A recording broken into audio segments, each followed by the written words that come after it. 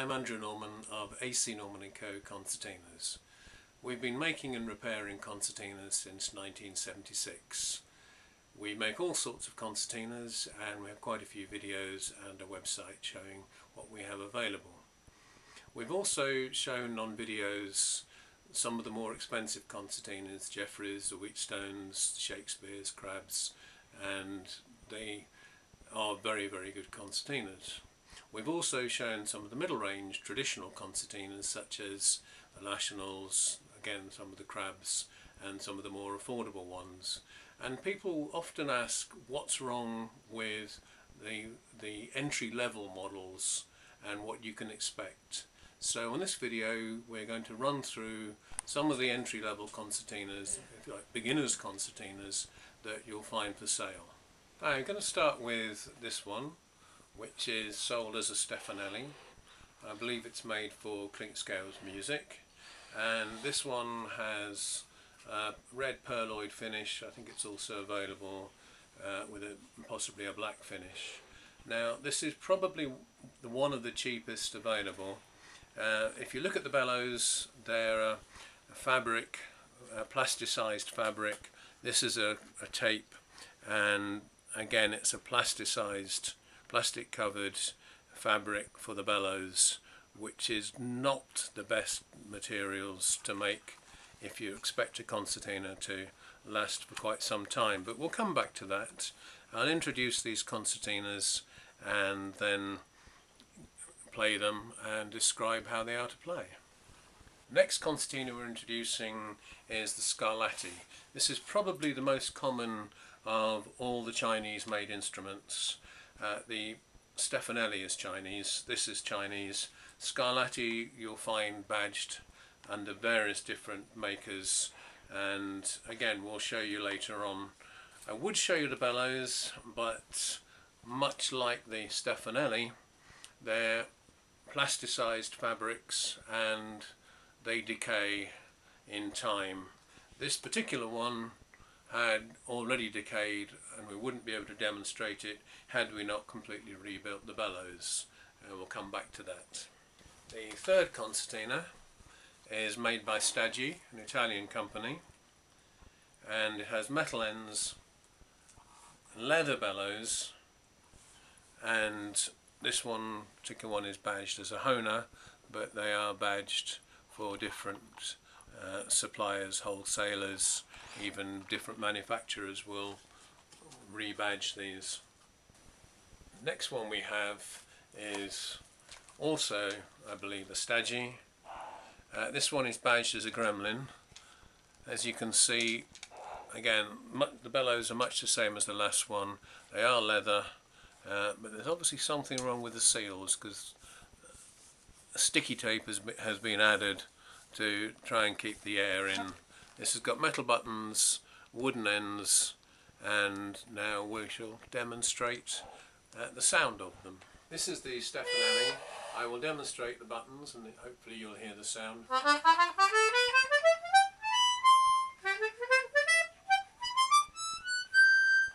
It's quite hard to play at the top, the notes don't respond very well. The springs are heavy.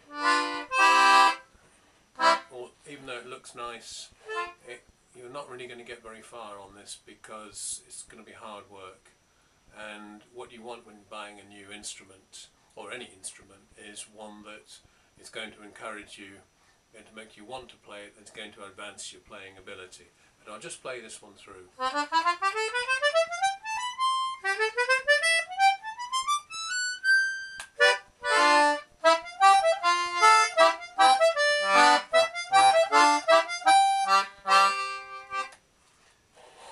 You'd struggle to play a fast jig or reel on that. This is the Scarlatti. The buttons are spaced slightly closer together than they are on the Stephanelli. They're also larger and mounted higher. So in that respect, the buttons are easier to play.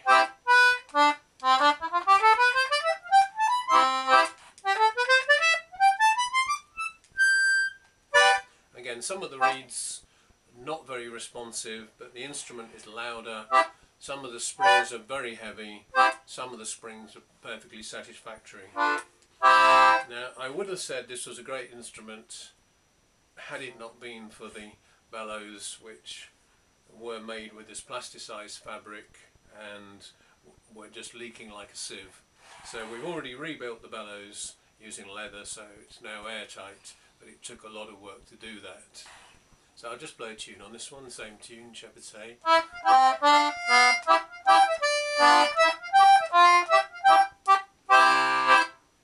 Louder, brighter, but still quite hard work to play. So I'll go on to the Stagi. This is the first one. Instantly you notice it's smaller, it's lighter, smaller buttons, closer together, feels more comfortable, bellows are leather, and surprisingly this is also airtight.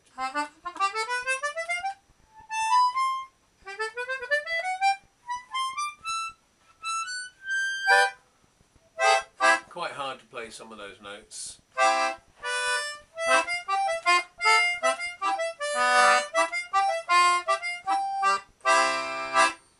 Quite quiet and quite hard work.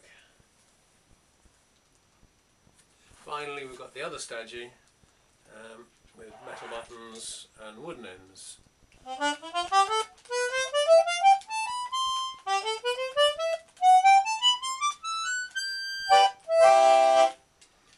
Reeds play okay on this one. They're quite quiet, quite a boxy sort of sound.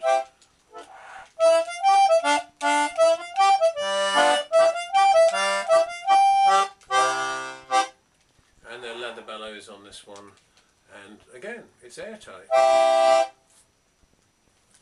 Back to the Stephanelli. Quite nice looking with this celluloid, unpretentious and plastic buttons, but the spacing of these is quite wide and there's very little movement and the springs are quite hard. This is the inside. You've got accordion type reeds, they all have accordion reeds. They're facing backwards on these blocks, which will actually make for a much more accordion-like sound. But the biggest problems here is that the gaps underneath these reeds are very variable, which means that the reeds are going to respond differently.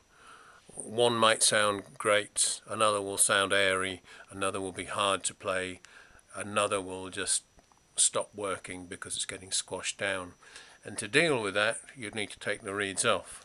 But these reeds are waxed on, so if you had to make any alterations to any one of these reeds, then you would need to remove the wax to remove the reed and possibly change these plastic valves if they were making a grumbling sort of noise.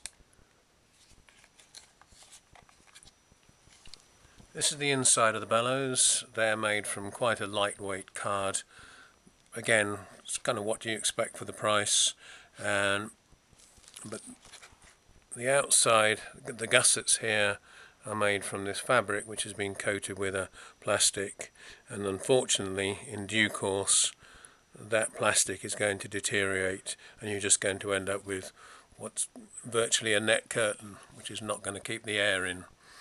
There are no substitutes for leather. Man-made fabrics like this will just disintegrate. Coming to the inside of the concertina, if I lift the top off, you'll see the buttons and the levers, and these are the pads. Now that's the air hole, which is a very tiny air release. That would mean that you wouldn't be able to get much air in or out when you needed to release a lot of air quickly. So that's not a good point. The buttons are held on by these rubberized tubes, and you can see there's one splitting already, so it's only a matter of time before these buttons start to rattle around and come off the levers. The levers themselves are made of aluminium and will in due course wear, meaning that there'll be a lot of sideways movement and there's a good chance the buttons will stick. All of these things, along with the springs, some of them are very heavy and some of them are quite okay, but all of these are just down to the design, I'm afraid. There's very little you'll do to improve it other than changing the rubber on these and changing the springs or altering the springs or making the air hole larger. It could be made to play better. The reeds could be reset, they could be tuned very, very accurately, and you'd actually have quite a nice playing concertina. At the moment it's hard work, and if you were a beginner you probably would decide very shortly that the concertina was not for you on the basis of playing this, which would be a great shame. This is the Scarlatti. It is also sold under various other brand names, and they'll all say it's made exclusively for them and how theirs is the improved model. Well, check that out first before listening to too many of these claims. If you look inside, you'll see that's much the same as the last one. Accordion type reeds, as they all are, with plastic valves, and you'll see once again that the reeds are waxed on. You'll also see that varying gaps under the reed tongues, which means that really these are not going to play smoothly or evenly, or possibly not even in tune. To remove a reed and remedy the matter, you would have to prise off the reed from the wax, repair the reed, change the valve, retune it, put it back on, re-wax it, and that would be the same for every button for all 30 reeds. So it's not a very practical job. Looking at the inside, if I take the end off, it's plywood end, much the same as the last one. And again, you've got a very similar situation. Plastic buttons, there's a rubber sleeve holding the buttons in place, but nothing to stop them moving one way or another. Although surprisingly here, the rubber seems to have survived for quite a few years. But again, a tiny little the hole for the air release. But once again, aluminium for the action, which in due course is going to wear because it's a relatively soft metal. Also, the longer levers are much easier to play than the shorter levers because they've used the same springs in the same place, but of course there's considerably less leverage, which they haven't allowed for. So in fact, it's really quite difficult to play on the higher, the G row in this case. Something which could have easily been remedied in the design or the manufacturing process. These are the bellows for the Scarlatti. As I said earlier, we've already done an extensive amount of work on these because the material used for the gussets is a fabric with a plastic coating, and if you hold it up to the light you will find that the plastic fabric is the plastic is disintegrating, leaving nothing but the fabric leaking like a sieve. So what we've done here is to replace those gussets and the original plasticized edgings with leather, and there really is no substitute for leather in the manufacture of bellows. This is the Stagi, an Italian-made concertina. Just take the end off here.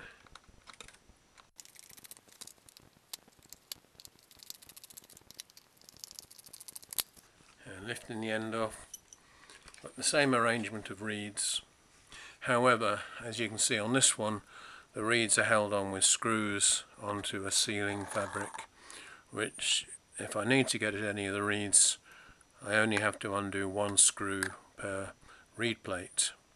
You can also see instantly that there's a much larger hole for the air release, meaning that much more practical to play. And the bellows, again, very similar in design. I think, to be honest, the Chinese have copied most of the Italian ideas, but not done quite so well. Just going to look at the inside of this Stagi. So I've undone the screws, removed the end cover, and as you can see it is much like the Chinese models but slightly smaller, slightly neater. It's still made of aluminium, so the levers are more prone to wear, but this one, as it happens, hasn't had a huge amount of wear. It's much neater made. The springs are still a bit heavier than they ought to be, especially the shorter levers, and you've got this tube of rubber to hold the buttons in place, which on this particular model they haven't disintegrated. I know that it's just a matter of luck whether they do, and if they do disintegrate, then the button rattles around and may well just disappear underneath the end and cause it to stick. This is the wooden-ended Stagi. Stagi, well, in fact they're now Brunner Industries, I believe. Stagi took over from Bastari, but they all tend to get called Stagi. Inside we've got the same situation, reed block, but just like the other Stagi, the reeds are screwed on, slightly different way, but more or less the same, decent size hole, and the bellows, slightly better construction. They've got leather on the outside, so at least they're less likely to disintegrate. This is the inside of this Stagi, and as you can see, the buttons are not held by a rubber tube. They have a pressed piece with a slot in to which the levers go through. There's also a block with felt on, which acts as a definite stop to produce a more positive feel. It does mean that whilst there's movement of the buttons, they're not going to fall off. So it's got the same, the springs, the shorter springs, they're a different type of spring. You can see that on here there are these tension springs, quite different to the others, and although the shorter levers are still a slightly too heavily sprung, the action is generally more positive than it is on any of the others. Well, to summarise, these four concertinas are all a similar design, and each of them was bought in 2021 for £100 or less from eBay or small ads, just to demonstrate what you're going to get. And what you get on this one is an instrument where really the design of the buttons too far apart, springing is way too heavy, and the reed response is not very good. It looks nice. The bellows are going to leak sooner rather than later, and you'll quite happily play a few tunes as long as they're relatively slow tunes, and it's not a bad sound. I'll leave you to make your own mind up about whether you would want to buy that. On the Scarlatti, of which there are a lot more around, sold under all sorts of brand names, the sound is possibly better, louder and brighter, but as we've already said about the bellows, the original bellows, the fabric disintegrates as it has done on this one, so if you buy a Scarlatti, you could be buying something that is unplayable, and if you buy it new, it just means it's going to be unplayable in due course. Again, much like the Stephanelli, sooner rather than later. So if you're going to buy a cheap concertina, make sure it's got leather bellows. The two at the back here, the metal-ended Stagi, has been made for quite some time. It's not the strongest construction, but it's a perfectly satisfactory instrument, and it's smaller, it feels nicer, the buttons have the right spacing. You'd pay a lot more if you were buying this one new, and so long as the buttons don't jam, which any concertina that relies on a bit of rubber tubing to hold a button on, so long as the buttons don't jam, you'll have a satisfactory concertina. And finally, this one that had been held together with sticky tape, and we've just had a look inside this, and that has the buttons where they're not held on with rubber tubing. The levers go through the buttons. It does mean that the buttons rattle around a lot, but they're not going to fall out, and they're not going to jam.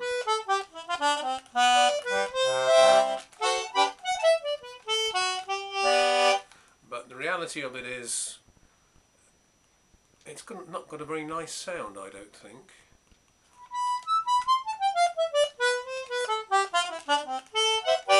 Probably the easiest to play, the most comfortable to play, slightly bigger. I don't know why they've made this bigger than that one.